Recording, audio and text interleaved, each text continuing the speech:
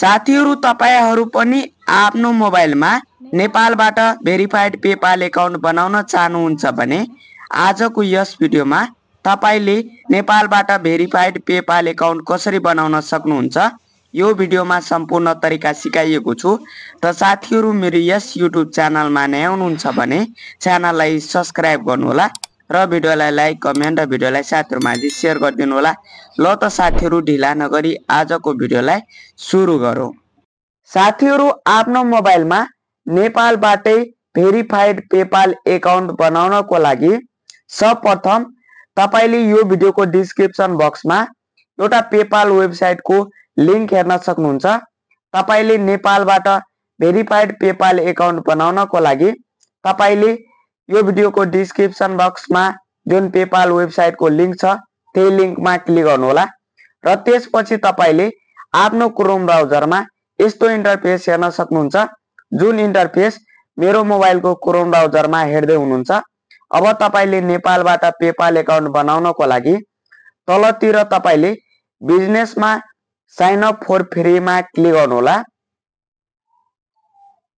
तपाईले तलतिर बिजनेसमा साइन अप फर फ्रीमा क्लिक गरिसकेपछि तपाईले यस्तो इन्टरफेस हेर्न सक्नुहुन्छ। यहाँ क्रिएट अ बिजनेस एकाउन्ट आइसकेको छ। अब यहाँ तपाईले फर्स्ट नेम राख्नु होला।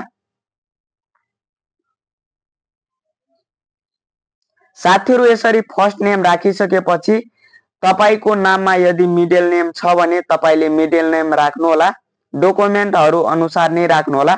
यदि तपाईको डकुमेन्टमा मिडल नेम छ भने मिडल नेम राख्नु होला, नत्र तपाईले डाइरेक्टली लास्ट नेम राख्न सक्नुहुन्छ। लास्ट नेम राखिसकेपछि अब तपाईले इमेल एड्रेस एउटा राख्नु होला जुन इमेल एड्रेसबाट पेपाल एकाउन्ट बनाउन चाहनुहुन्छ। त्यो इमेल एड्रेस राखिसकेपछि अब तलतिर तपाईले एउटा पासपोर्ट क्रिएट गर्नुपर्ने हुन्छ। पासपोर्टमा तपाईले एउटा अप्पर केस र एउटा लोअर केस लेटर, एउटा सिम्पल र एउटा नम्बर हुने गरी 8 क्यारेक्टरको तपाईले पासपोर्ट क्रिएट गर्नु होला। यसरी साथीहरु पासपोर्ट क्रिएट गरिसकेपछि तलतिर तपाईले यु रिड एन्ड एग्रीमा टिक लगाएर एग्री एन्ड क्रिएट एकाउन्टमा टिक लगाइदिनु होला। अब तपाईलाई पेपाल एउटा सेक्युरिटी चेक गर्छ। तपाई वास्तवमा रोबोट हुँदैन भने तपाई एउटा सेक्युरिटी चेक गर्छ पेपालले। तपाईले त्यो जो सोध्छ त्यो अनुसार टिक लगाइदिनु होला। यसरी सेक्युरिटी चेक गरिसकेपछि अब तपाईको इमेल आईडी मा साथीहरु एउटा कोड आउँछ। तपाईले just enter your a code मा क्लिक गर्नु होला र त्यसपछि तपाईले राखिएको इमेल आईडी मा साथीहरु 6 डिजिट को भेरिफिकेसन कोड आउने हुन्छ। तपाईले त्यो कोड राख्नु होला।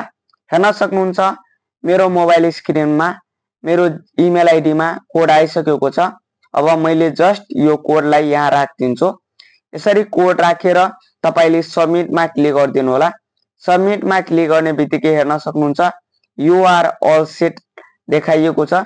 तपाईहरुकोमा पनि यस्तो देखाउँछ। अब तपाईले यहाँ साथीहरु लिस्ट गो मा क्लिक गर्नु होला र त्यसपछि यहाँ तपाईले इन्डिभिजुअल सेलर र सेल प्रोप्राइटर मा क्लिक गर्नु होला र बिजनेस टाइप मा तपाईले इन्डिभिजुअल राख्नु होला र त्यसपछि नेक्स्ट मा क्लिक गर्नु होला।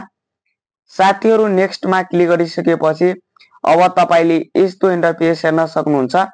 अब यहाँ तपाईले आफ्नो डेट अफ बर्थ राखिदिनु होला। मैले जस्ट यहाँ आफ्नो डेट अफ बर्थ राखिदिन्छु। तपाईहरुले पनि यहाँ आफ्नो डेट अफ बर्थ राख्नु होला। यसरी डेट अफ बर्थ राखिसकेपछि अब तपाईले यहाँ नेशनलिटीमा तपाईले आफ्नो कन्ट्री सिलेक्ट गर्नु होला। मैले जस्ट यहाँ साथीहरु नेपाल सिलेक्ट गर्दै छु। त्यसको लागि मैले जस्ट यहाँ नेपाल सर्च गर्छु। यसरी हेर्न सक्नुहुन्छ मैले नेपाल सिलेक्ट गरिसकेको छु। अब तपाईले यहाँ फोन नम्बरमा यहाँ तपाईले नेपालकै कोड नम्बर राख्नु होला। जस्ट मैले यहाँ तलतिर स्क्रल गरेर नेपालको कोड नम्बर सिलेक्ट गरिहाल्छु। फाइनली हेर्न सक्नुहुन्छ साथीहरु मैले नेपालको कोड नम्बर सिलेक्ट गरिसकेको छु। अब मैले नेपालको फोन नम्बर यहाँ राखिदिन्छु। यसरी नेपालको मोबाइल नम्बर राखिसकेपछि तलतिर तपाईले आफ्नो स्ट्रीट एड्रेसमा तपाईले आफ्नो गाउँको नाम लेख्नु होला। जुन गाउँमा तपाईले बस्दै हुनुहुन्छ तपाईले स्ट्रीट नेममा त्यही एड्रेसको नाम राख्नु होला जुन गाउँमा तपाई बस्दै हुनुहुन्छ। एड्रेस लाइन 2 मा तपाईले आफ्नो गाउँपालिका वा तपाईको नगरपालिका छ भने तपाईले आफ्नो गाउँपालिका वा नगरपालिकाको नाम राखेर साइडमा आफ्नो डिस्ट्रिक्टको नाम लेख्नु होला। जुन जिल्लामा तपाईले बसोबास गर्दै हुनुहुन्छ त्यो जिल्लाको तपाईले आफ्नो गाउँपालिका वा नगरपालिकाको नाम राखेर तपाईले त्यो जिल्लाको नाम लेखिदिनु होला। मैले जस्ट यो राखिसकेको छु। अब तपाईले सिटीमा आफू बसोबास गर्दै रहेको सिटीको नाम राख्नु होला। जुन शहरमा तपाईले बसोबास गर्दै हुनुहुन्छ त्यो शहरको नाम राख्नु होला। अब स्टेटमा तपाईले आफ्नो प्रदेशको नाम राख्नु होला। तपाई जुन प्रदेशमा बस्नुहुन्छ त्यो प्रदेशको नाम राख्नु होला। मैले जस्ट यहाँ मध्य प्रोभिन्स राखिएको छु। तपाई आफ्नो अनुसार राख्नु होला। जुन प्रदेशमा बस्दै हुनुहुन्छ त्यो प्रदेशको नाम राख्नु होला। अब तपाईले पोस्टल कोड यहाँ राख्नु पर्ने हुन्छ। यो पोस्टल कोड साथीहरु तपाईले सजिलै गुगलमा सर्च गरेर आफ्नो शहरको नाम राखेर तपाईले साइडमा पोस्टल कोड राख्नु होला र त्यसपछि गुगलमा सजिलै तपाईले आफ्नो शहरको या आफ्नो जिल्लाको पोस्टल कोड हेर्न सक्नुहुन्छ। मैले जस्ट यहाँ आफ्नो शहरको पोस्टल कोड यहाँ सर्च गरेको छु। हेर्न सक्नुहुन्छ साथीहरु मेरो गुगलमा पोस्टल कोड देखाइसकेको छ। अब साथीहरु यहाँ तपाईले त्यही इन्टरफेसमा जानु पर्ने हुन्छ र तपाईले यहाँ पोस्टल कोडमा गुगलमा देखाइएको पोस्टल कोड यहाँ राखिदिनु होला। यसरी पोस्टल कोड राखिसकेपछि तपाईले नेक्स्ट मा क्लिक गरिदिनु होला। साथीहरु नेक्स्ट मा क्लिक गरिसकेपछि अब तपाईले just use a full legal नेममा टिक लगाइदिनु होला र त्यसपछि बिजनेस रेजिस्ट्रेसन नम्बर छ त्यसलाई छोड्दिनु होला र त्यसपछि तपाईले प्राइमरी करेन्सीमा US डलर सिलेक्ट गर्नु होला र त्यसपछि यहाँ तपाईले प्रोडक्ट अर सर्भिसमा साथीहरु कम्प्युटर और प्रोग्रामिङ तपाईले सिलेक्ट गर्नु होला। यहाँ विभिन्न कुराहरु छ। तपाईले just computer programming data processing तपाईले यो सिलेक्ट गर्नु होला। मैले जस्ट साथीहरु त्यही सिलेक्ट गरिरहेको छु। तपाई यहाँ आफ्नो अनुसार सिलेक्ट गर्न सक्नुहुन्छ। यहाँ विभिन्न अप्सनहरु छ। तपाईले आफ्नो अनुसार साथीहरु सिलेक्ट गर्न सक्नुहुन्छ। मैले कम्प्युटर प्रोग्रामिङ र डाटा प्रोसेसिङ सिलेक्ट गरेको छु। अब तपाईले यहाँ बिजनेस तपाईको वेबसाइट छ भने तपाईले यसमा क्लिक गरेर आफ्नो बिजनेस वेबसाइटको लिंक राख्न सक्नुहुन्छ। या साथीहरु मैले यहाँ नो मा क्लिक गरेको छु।